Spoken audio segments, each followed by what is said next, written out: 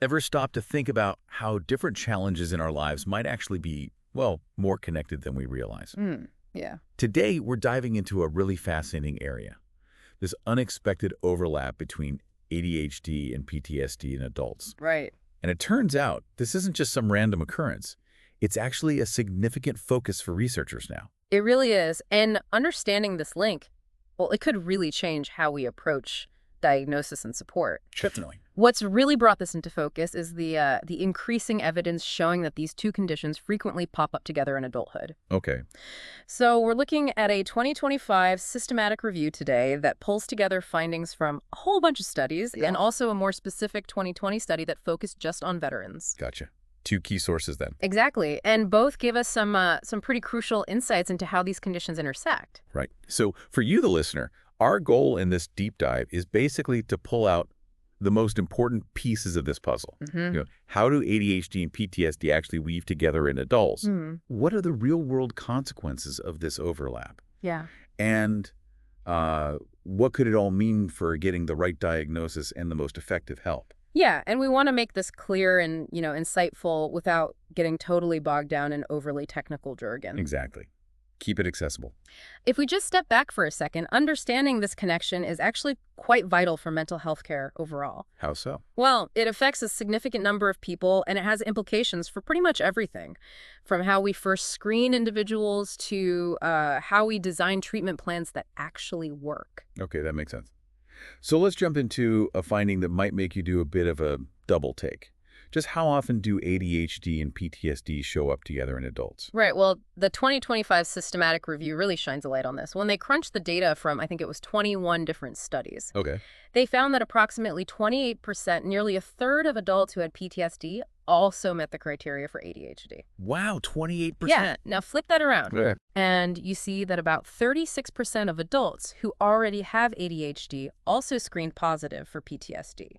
So over a third in that direction. These aren't small numbers at all. Not at all. These aren't just, little coincidences. This is a substantial overlap that we really need to pay attention to. That's a pretty significant chunk of people dealing with both conditions simultaneously. Yeah. And the review pointed out that the rates varied a bit across those studies, didn't they? Yes, exactly.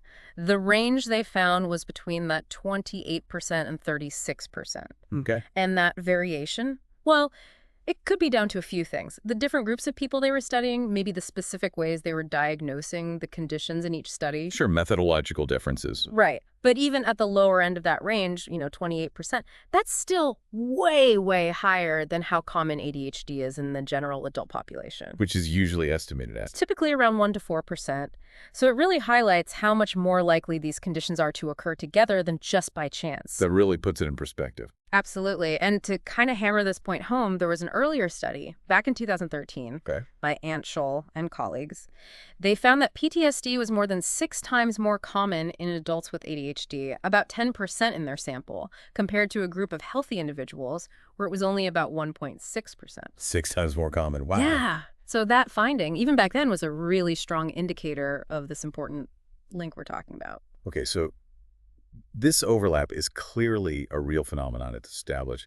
Now, the research seems to go a step further, right? Yeah. It starts to investigate the direction of this relationship. Like, could it be that having ADHD actually makes someone more susceptible, more vulnerable to developing PTSD after a traumatic event? That's exactly the question. And there's a growing body of research suggesting that might indeed be the case. Okay. Shura and colleagues, for instance, observed that war veterans who had PTSD were actually more likely to have a history of ADHD. And similarly, Bolstad, Lean, and Bramness found that adults with PTSD reported experiencing more symptoms of ADHD during their childhood compared to people without PTSD. That kind of makes intuitive sense, doesn't it? How so?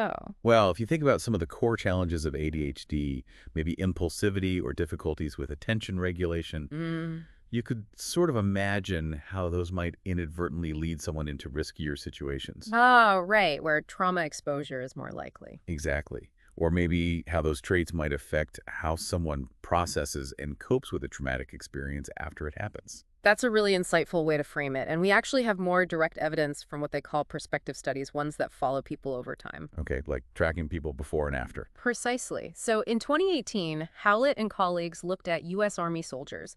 They found that those who had ADHD before they were deployed Right.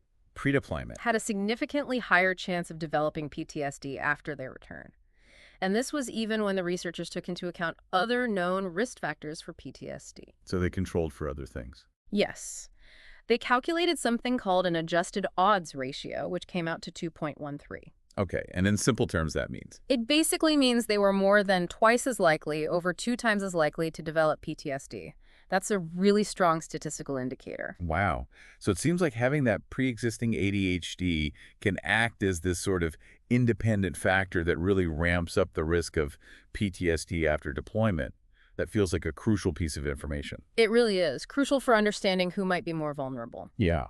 And further supporting this idea is a more recent study, this one from 2023 by Wendt and colleagues. Okay. What's particularly interesting about this study is that it looked at siblings. Siblings. Why is that significant? Well, by comparing individuals with their own siblings, researchers can get a better handle on the role of shared genetics and shared family environments, kind of teasing those factors apart. I see. Controls for some background stuff. Exactly. And what they found was evidence for a causal link between a genetic tendency, a predisposition for ADHD, and a higher likelihood of developing PTSD. It was a statistically significant finding. A causal link based on genetics. Mhm. That's fascinating. So it's not just about experiences. There might be an underlying biological component, making some people more vulnerable to both. That's what it suggests. And Wendt and colleagues also found clinically that individuals who had actually been diagnosed with ADHD had a 2.37 times higher risk again, more than double of developing PTSD compared to their siblings who didn't have an ADHD diagnosis. Okay, so that sibling comparison really drives home the clinical significance. ADHD seems like a potential precursor, or at least a serious risk factor, for PTSD. It certainly points strongly in that direction. All right, so it seems ADHD might make someone more prone to developing PTSD. But what about the other way around? Or rather, what happens if someone already has PTSD and they also have ADHD? Does the ADHD impact their PTSD symptoms or just their overall well-being? Yeah, that's the other side of the coin. And the research indicates that when ADHD is present alongside PTSD in adults, it generally tends to make things more challenging. More challenging how? Well, the 2025 systematic review concluded that having both conditions together is linked to greater difficulties in social and emotional functioning, Okay. more severe PTSD symptoms overall, and increased problems just managing day-to-day life. So it's not just like you're juggling two separate sets of challenges. They actually seem to interact in a way that kind of amplifies the negative effects of both.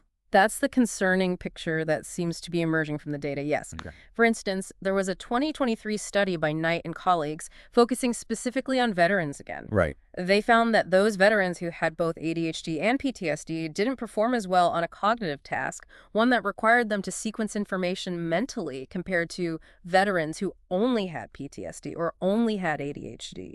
So a measurable cognitive difference. Yes. And beyond that, they also reported feeling less able to function in their daily lives, having poorer mood, and experiencing worse sleep quality. Wow. Cognitive function, Yeah. daily activities, mood, sleep.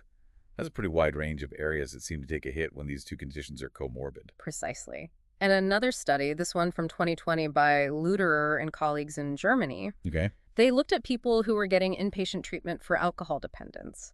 They found that those patients who also had ADHD had generally experienced more potentially traumatic events in their past, and they were more likely to have PTSD compared to the patients without ADHD. Okay. And these individuals with both conditions also showed, again, greater difficulties in their daily functioning and reported more severe PTSD symptoms. It really sounds like the presence of ADHD might make it harder for individuals to cope with the aftermath of trauma and the ongoing symptoms of PTSD. That seems like a very likely interpretation, yeah.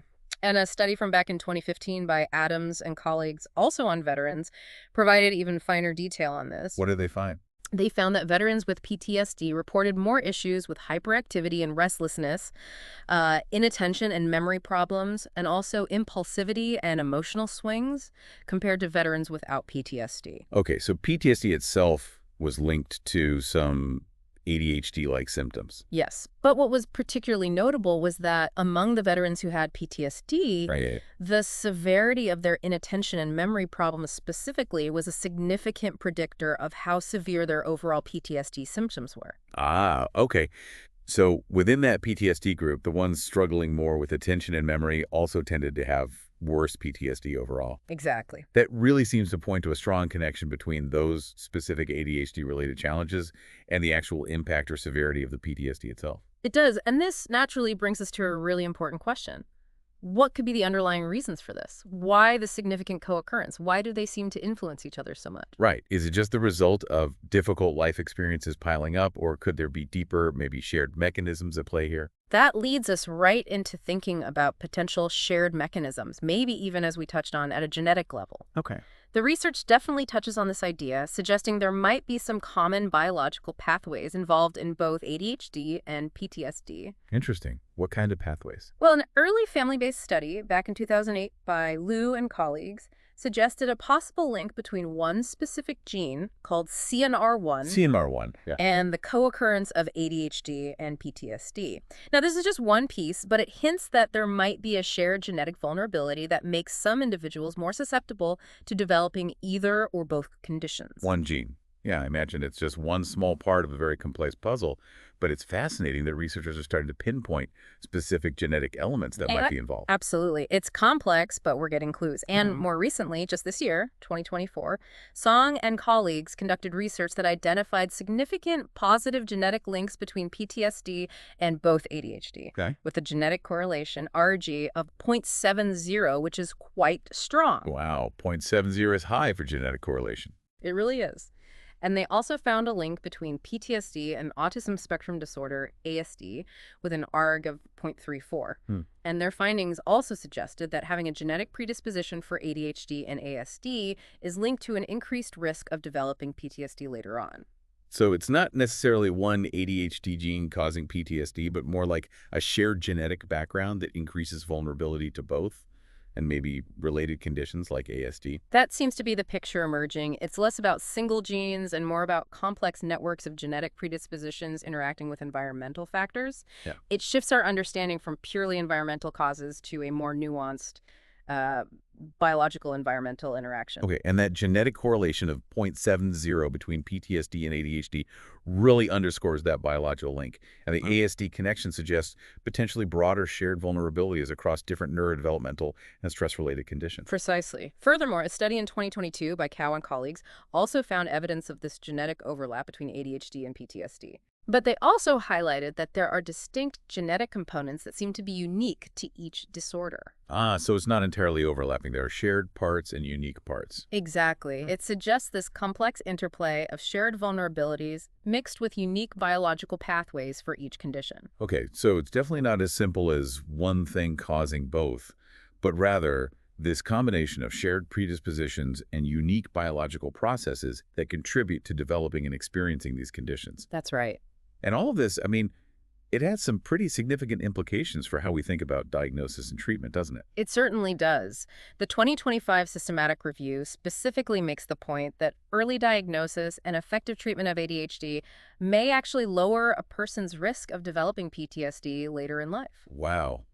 That's a really powerful potential takeaway. It is. It really emphasizes the potential importance of identifying and addressing ADHD effectively and perhaps early on. So if we can properly support individuals with ADHD, maybe from a younger age, we might actually be able to prevent or at least reduce their likelihood of developing PTSD down the line if they experience trauma. That's the hope and what the evidence seems to suggest is possible. Okay. And the review also highlighted that treatment approaches that specifically target the symptoms that overlap between ADHD and PTSD, addressing both simultaneously could be particularly beneficial. Right, tackling the shared problem areas. Did the sources mention any specific treatment avenues that looked promising? Yes, they did touch on a few things. There were some individual case reports, one by Barreto and colleagues in 2022, another by Kasahara and colleagues in 2023, Okay. that looked at the potential use of certain stimulant medications like Vvance and also atomoxetine. These are typically used for ADHD. Right. But they explored using them to help manage certain PTSD symptoms, apparently with some encouraging, though very early, results. Using ADHD meds off-label for PTSD symptoms, that's definitely an interesting avenue for future research, potentially quite important. Indeed, but it's early days. And then a 2022 study by Wang and colleagues specifically looked at atomoxetine. They found it did show some moderate effectiveness in reducing the ADHD symptoms in veterans who also had PTSD. Okay, so it helped the ADHD part. Yes, but interestingly, it didn't seem to have a significant impact on their PTSD symptoms directly or on their overall reported quality of life. So that suggests that while some medications might target one set of symptoms, maybe a more comprehensive or different approach is needed for broader relief when both are present. That seems plausible. It sounds like we probably need to be thinking about treatments that can address both the attention and hyperactivity aspects and the emotional regulation and trauma-related symptoms. Makes sense. What about non-medication approaches? Also showing promise. A 2018 study by Rice and colleagues demonstrated that both in-person and even online mindfulness training Mindfulness. led to reductions in both ADHD symptoms and PTSD symptoms in veterans who experience both conditions. Oh, interesting. Mindfulness training impacting both sets of symptoms. Yeah. That suggests there's real potential for more holistic interventions that maybe target underlying processes common to both, like emotional regulation or attention control. Exactly. This kind of multifaceted approach to treatment seems pretty crucial given the really intricate ways ADHD and PTSD can interact and influence each other. Okay, so let's try and bring it all together for you, our listener. What are the absolute key insights from this deep dive into the co-occurrence of ADHD and PTSD in adults? Well, firstly, I'd say the simple fact that these two conditions frequently occur together. It's significant and something we really can no longer overlook in clinical practice or research. Right, not a niche issue. Not at all. Secondly, there's this growing body of evidence suggesting that having ADHD might actually increase someone's risk of developing PTSD down the line, and it can also worsen the experience, the severity of PTSD symptoms if you have both. Okay, risk factor and make symptoms worse. Got it. Thirdly, our understanding of the potential shared biological mechanisms, including those genetic links we talked about, is definitely expanding, and that offers some exciting possibilities for future research and, eventually, maybe more targeted treatments. The biological connection. And finally, the implications for clinical practice are becoming clearer. The potential benefit of early diagnosis and treatment of ADHD for PTSD prevention, and the need for tailored treatments that address both conditions when they co-occur. Yeah, that last point really hits home. It immediately tells us we probably can't just keep looking at these conditions in total isolation anymore, can we? Exactly. I mean, think about how many individuals might be getting diagnosed and treated for only one condition when the other one is lurking there, significantly impacting their experience and maybe hindering their recovery. Yeah, absolutely. And that actually brings us to a final thought for you, the listener, Yeah. to maybe mull over. Given all these intricate connections we've just explored, how might our current ways of identifying and supporting people with either ADHD or PTSD, how might those approaches need to evolve to better serve those who might actually be dealing with both? Could a more, integrated approach to mental health care be the key here? It certainly raises that possibility, doesn't it? Maybe more comprehensive assessments that routinely screen for symptoms of both conditions whenever someone presents with either ADHD or PTSD. Right, standard screening perhaps. And it also encourages us to really think hard about developing and testing treatment models that can effectively address both the overlapping and the unique challenges of this specific co-occurrence. Definitely food for thought. And if you, listening, are interested in learning more about this, we definitely encourage you to maybe explore some of the original research we touched on, or perhaps discuss these findings with a healthcare professional if it feels relevant to you. Absolutely. And, as research continues to move forward, we can definitely anticipate gaining an even deeper understanding of this complex relationship between ADHD and PTSD. And hopefully that will ultimately lead to more effective and more personalized treatment strategies in the years to come.